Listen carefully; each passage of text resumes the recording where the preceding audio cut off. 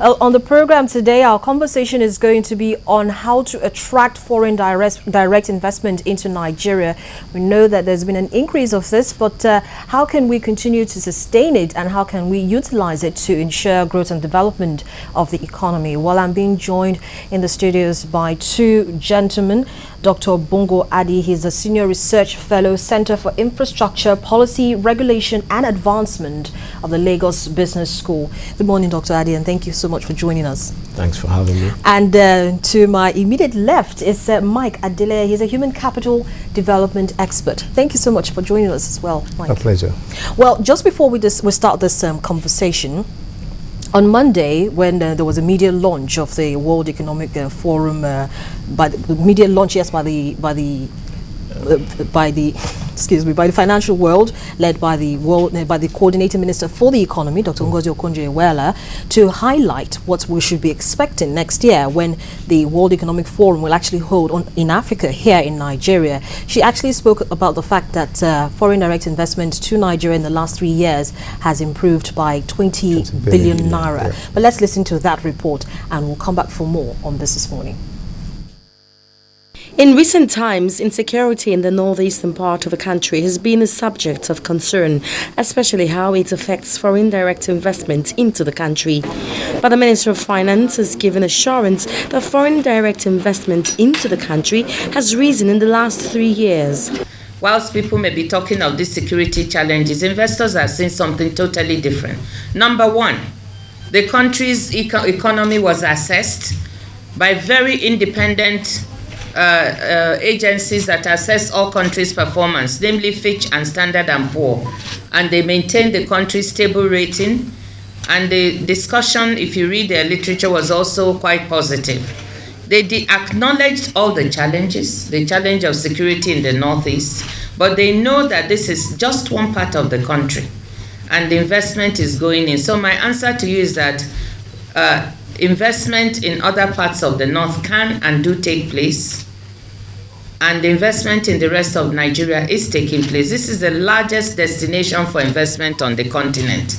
In spite of the success, the minister said Nigeria is confronted with the challenge of how to convert its vast human and natural resources in improving the lives of its people.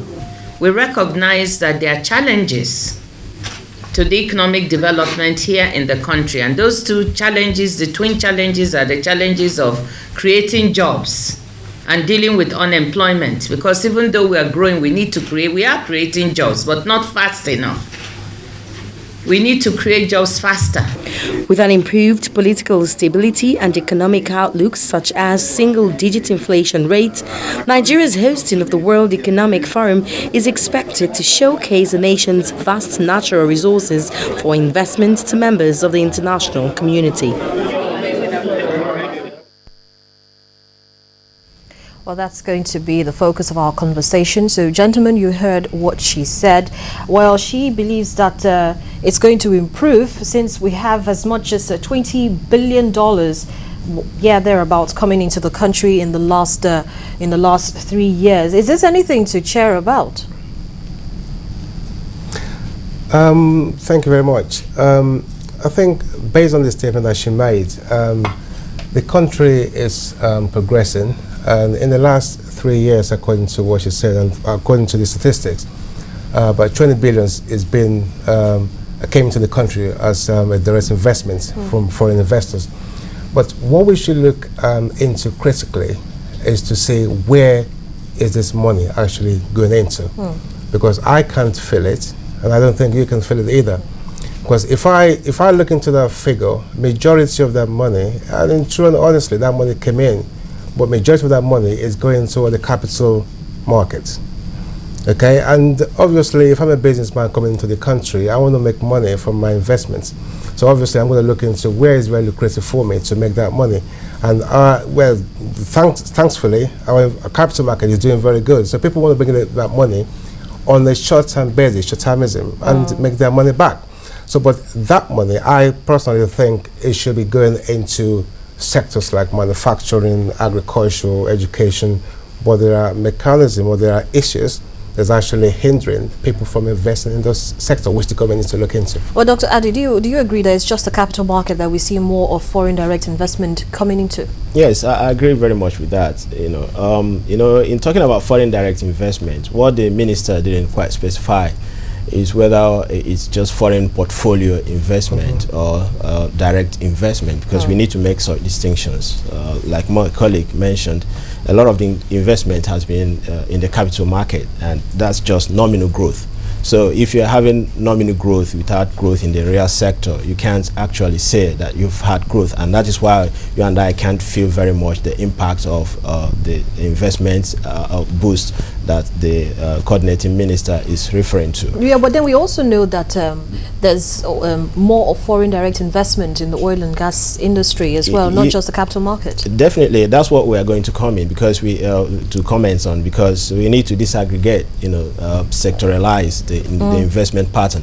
When we look at it, it's still the traditional oil and gas driven investment. So we are still a monocultural economy, and when you have investment being channeled only into one sector, of course it has problems as far as equity and distributional consequences. So in other words, it can negatively affect the economy? Yes, definitely.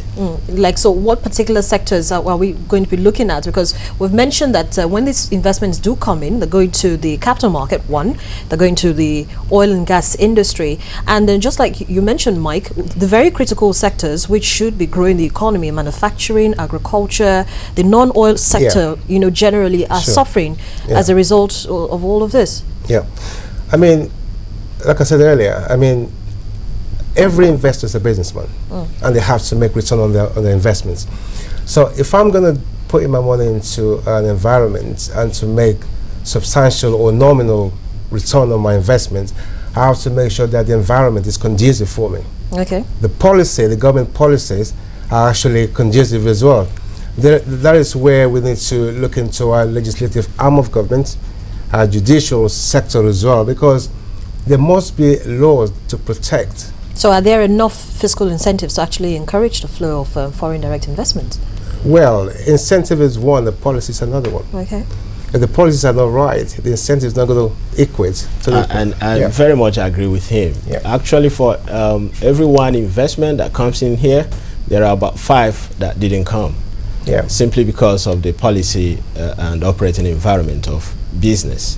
And if you interact with businessmen who would want to invest, investors who are keen about Africa and Nigeria in particular, what usually scares them away is the level of policy inconsistency and, of course, high-level government corruption. I mean, even Nigerians who are doing business very much understand this.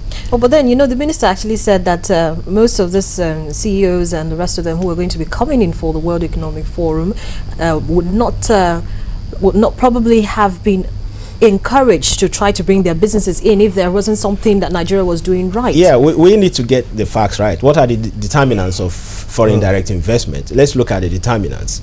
Let's look at gravity.